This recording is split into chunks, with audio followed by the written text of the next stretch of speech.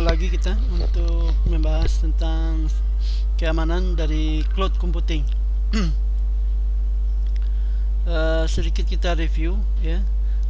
Cloud computing adalah layanan teknologi informasi yang bisa dimanfaatkan atau diakses oleh pelanggan melalui jaringan internet.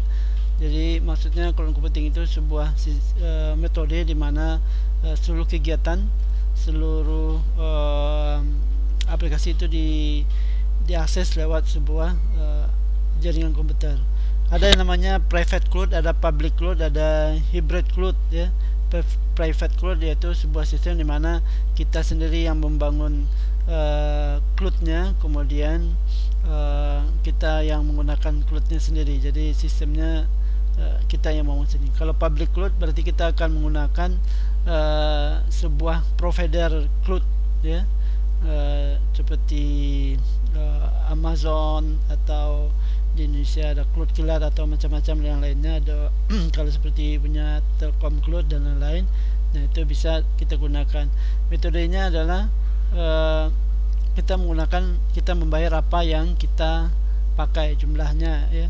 Contohnya kalau kita menggunakan listrik ya, listrik prabayar lah ya, kita pasca bayar. Jadi kita menggunakan berapa segitu yang kita pakai. Kemudian hybrid. Nah kalau hybrid ini biasanya campuran ya, separuh private separuh public cloud ya.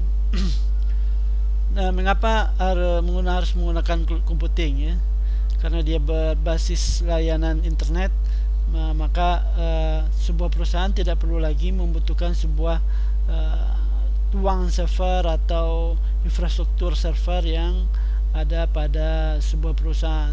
Sekarang sudah dipindahkan semuanya kepada cloud, sehingga perusahaan tidak perlu lagi mengalokasikan anggaran pembelian pembelian device, perawatan infrastruktur software dan lain-lain ya.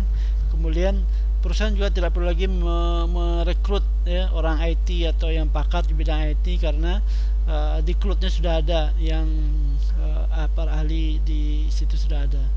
Nah banyak penyedia yang besar-besar seperti Google, Microsoft, Zoho, Amazon, Salesforce ya, di Indonesia juga sudah banyak sekarang. Jadi inti utamanya adalah di cloud itu adalah efisiensi ya. Sehingga nanti orang di perusahaan itu mungkin bisa jadi tidak akan bisa jadi tidak ada orang IT-nya di sebuah perusahaan lagi ya. Orang IT-nya bekerja sebagai konsultan atau sebagai bekerja di provider cloud atau di development atau konsultan yang lainnya. Kemudian untuk layanannya ada software as service ya, SaaS, ada platform as service, ada infrastruktur as service ya, ada beberapa ya. Ini tidak kita bahas, sudah ada di kelas cloud computing sebelumnya. Ini infrastruktur as service, platform as service ini tadi ya, on premise-nya. Kemudian keuntungannya tadi ya, flexible, disaster recovery, bisa automatic software update, PSU Go, bayar ini increase collaboration, document control, security, location independent ya. Jadi kita bisa menggunakan dimanapun cloud providernya. Nah kita masuk ke prinsip keamanan ya. Sama aja ya di cloud atau server biasa, prinsip keamanannya sama ya, CIA, kerahasiaan, confidentiality, pencegahan pengungkapan yang tidak sah secara sengaja atau tidak terhadap sebuah konten. Kemudian integritas, jaminan bahwa pesan terkirim adalah pesan yang diterima dan tidak diubah. Kemudian ketersediaan availability, keandalan, stabilitas dalam jaringan sistem. Security issue di cloud computing ya, menyatakan bahwa masalah security merupakan masalah utama yang timbul dengan adanya teknologi cloud computing. Dengan adanya teknologi ini, keamanan data di setiap sistem tidak dapat dijamin karena setiap data informasi dimiliki terdapat di cloud. Nah ini yang masih menjadi kendala ya, karena beberapa perusahaan itu masih belum percaya karena data mereka itu ditaruhnya di luar ibaratnya begitu ya. Makanya kebanyakan ada yang milih sebagai hybrid tadi, separuh masih private, separuh jadi public cloud gitu ya. Nah salah satu kekhawatiran ya dalam implementasi yang cloud adalah mengenai keamanan data tadi ya. Nah, dalam proses implementasi cloud yang melibatkan data informasi yang bisa jadi sebuah data penting dalam sebuah perusahaan. Nah, ini biasanya ada rasa khawatir, rasa rahasianya bisa, kalau perusahaan-perusahaan yang ini takut rahasianya bisa diketahui oleh lawan atau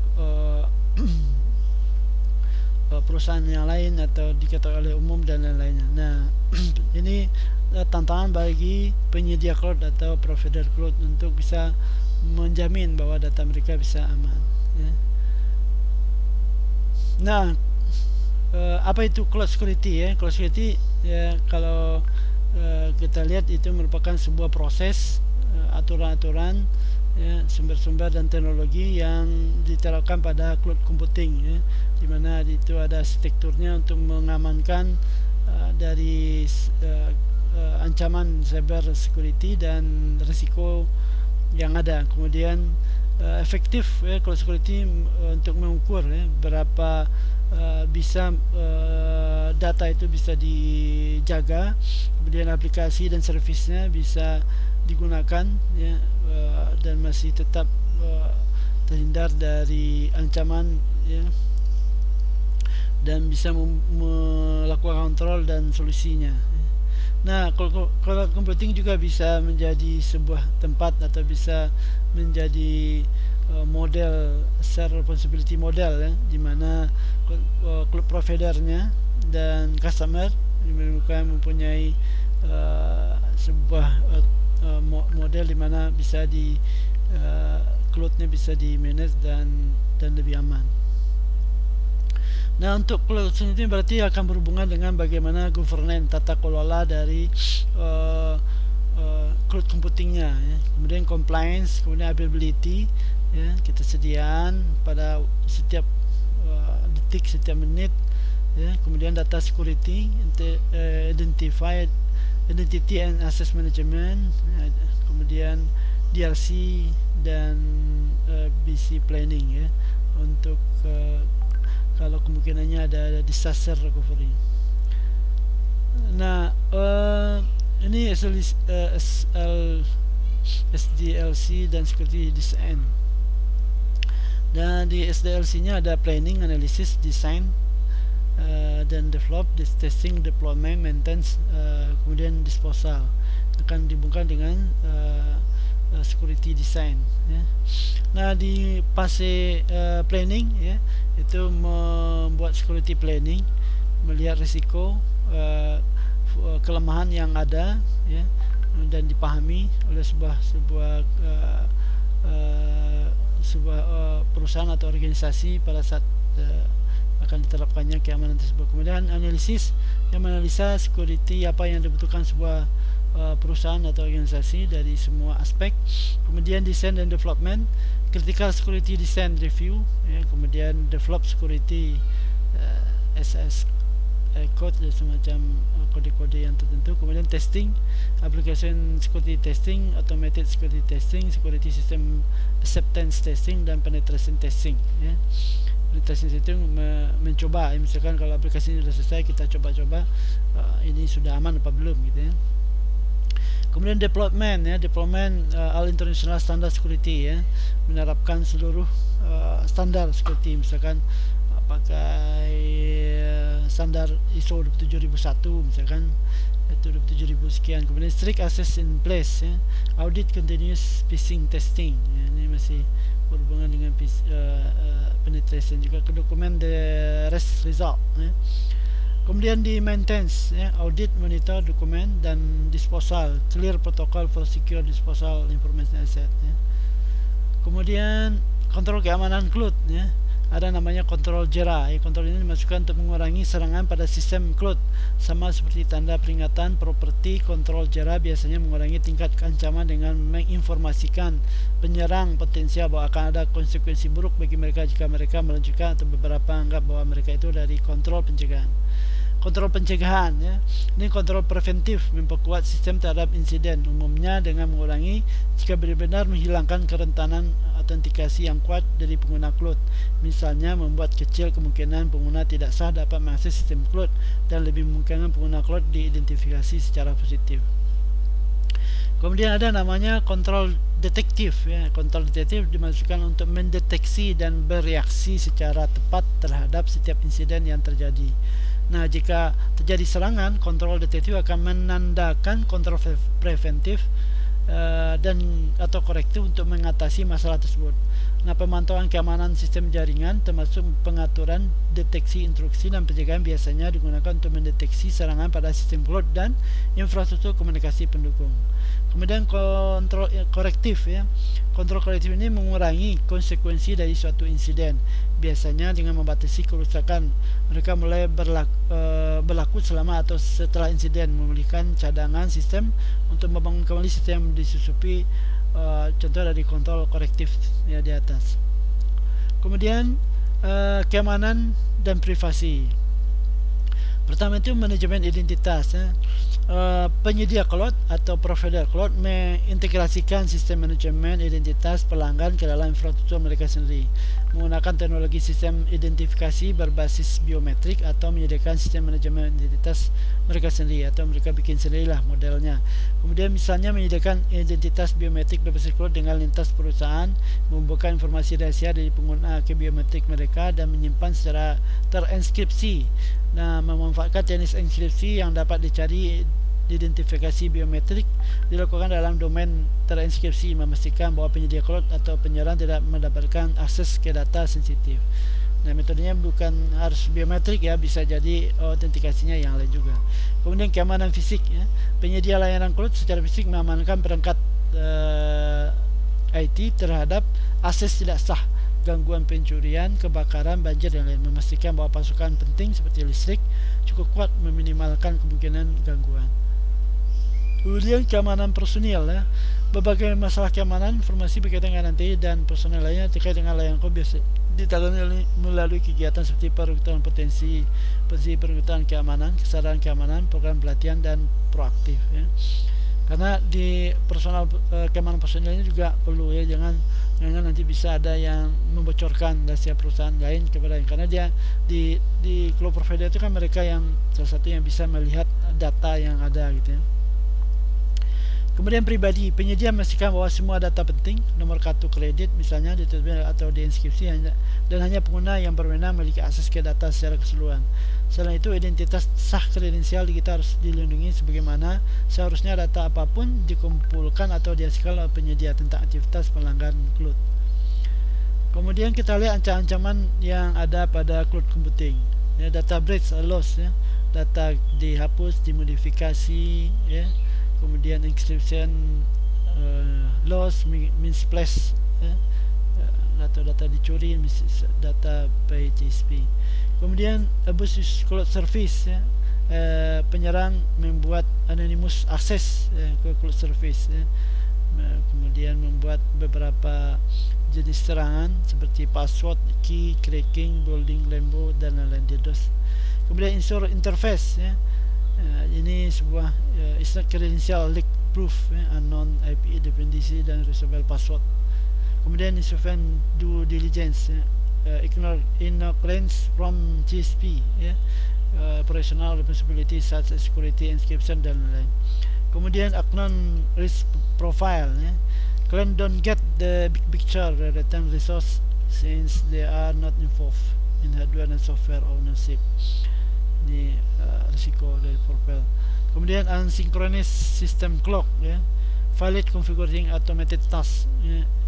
Accurate analyzing log file malicious activity due the mismatch timestamp. Conflict between client hardening procedure cloud and cloud environment ya. Ini beberapa ini lagi ya. Dan client hardening procedure ya. Contohnya implementasi client yang bisa membuatnya beberapa kemungkinan terjadi. Privilege escalation ya. Kesalahan akses lokasi yang dimana mengakibatkan terjadinya sesuatu. Kemudian loss encryption keys ya. Kemudian login, inability client to migrate from TCP to another to log procedure. Kemudian security interaction model, ini cloud model, ini security control model, ini compliance model, ya. Contohnya di sini di cloud model untuk aplikasinya ini ada SDLC-nya, binary analysis scanner, web firewall, transaction dan lain-lain. Informasinya ada DLP, CMP, database activity, monitoring, inscription, management, ya, ini patch management, configuration management, monitoring, network, ya, firewall, DPA, anti DDoS, ya, dan lainnya, trusting computing, hardware, software, kemudian computer dan storage, host based firewall, integrity, firewall, namanya inscription making, kemudian physical plan security, dan lain-lain. Compliance modelnya firewall, call review, web, inscription, unique user IDs, antivirus, monitoring, IDS, IPS, patch, vulnerability management, physical access control, two-factor authentication, dan lain-lain. Nah, penyerangan yang biasanya terjadi di cloud computing seperti biasa ada service hijacking, social engineering. Social engineering itu sebuah metode di mana bisa dilakukan dengan dua cara, dengan secara digital atau secara fisik, ya. Kalau secara digital menggunakan sebuah aplikasi, kemudian mengelabui orang dengan aplikasi tersebut, atau secara fisik, ya, orangnya yang datang atau dengan menelpon atau lewat telepon, jadi kan ada sentuhan fisik ininya. Kemudian service hijacking using network sniping, ya. Network sniping upaya intercept, ya, monitoring traffic jaringan dikirimkan antara 2 node atau 2 node cloud, di mana penyerang melakukan sniping budget untuk menangkap data-data penting seperti password, session, cookies, dan lain-lain. DNS attack, ya, contoh serangan DNS adalah positioning dilakukan memberikan respon palsu berisi informasi DNS reply palsu terhadap query DNS. Nah, ini sering juga terjadi, ya. Jadi ini yang jadi salah. Ini kalau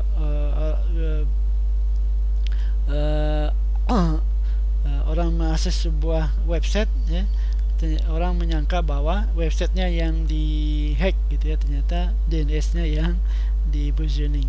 Kemudian cryptanalysis attack, ya, enkripsi yang tidak aman, ketinggalan zaman membuat CSP sangat rendah terhadap cryptanalysis.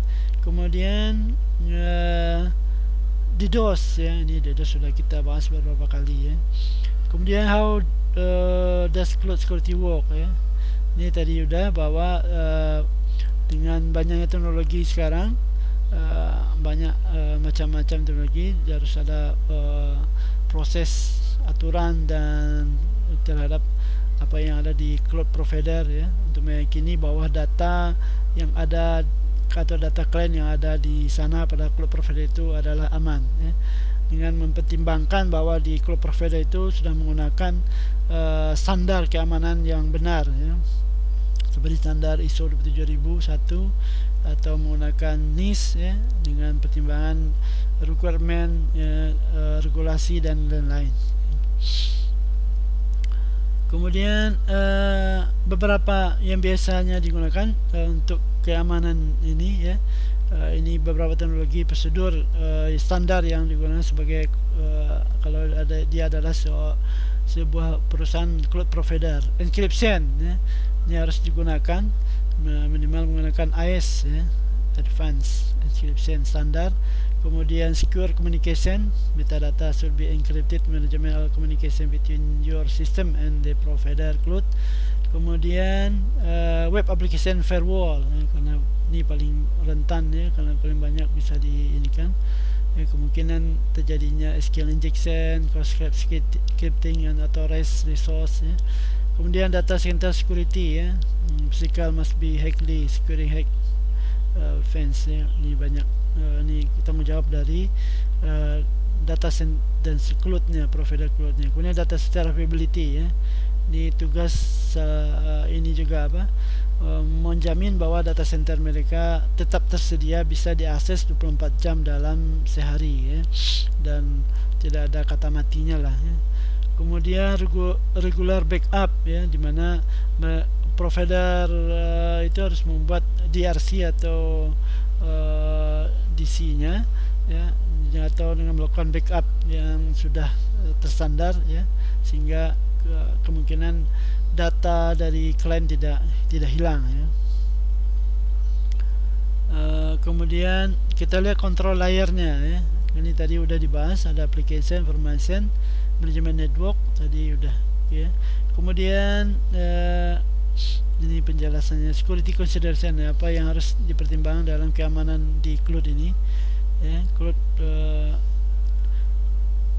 CSP harus mengimplementasikan disaster recovery plan ya, cloud security ya, memungkinkan pengembalian layanan jika terjadi disaster. Monitoring continue untuk QoS-nya diperlukan untuk menjaga server lease agreement antara konsumen dan service provider. Data yang disimpan layanan cloud dibarengi dengan keamanan memadai untuk menjaga integritas data. Cloud computing harus fast, reliable, mampu menyediakan fast response terhadap layanan baru. Kemudian algoritma kriptografi baik simetrik maupun asimetrik perlu diterapkan untuk menjaga keamanan secara optimal. Proses operasi cloud diharuskan dijalankan dengan aman secara keseluruhan berdasarkan manajemen keamanan organisasi. Kemudian load balancing diimplementasikan untuk mengantisipasi okupasi layanan tinggi dan meningkatkan response time sehingga terjadi throughput terhadap maksimal. Jadi load balancing itu pembebanan servernya bisa dibagi, misalkan kalau misalkan ada servernya ada 4, jadi kalau sudah mengakses sekian ribu orang nanti dipindahkan ke server kedua atau masing-masing dibagi langsung gitu ya.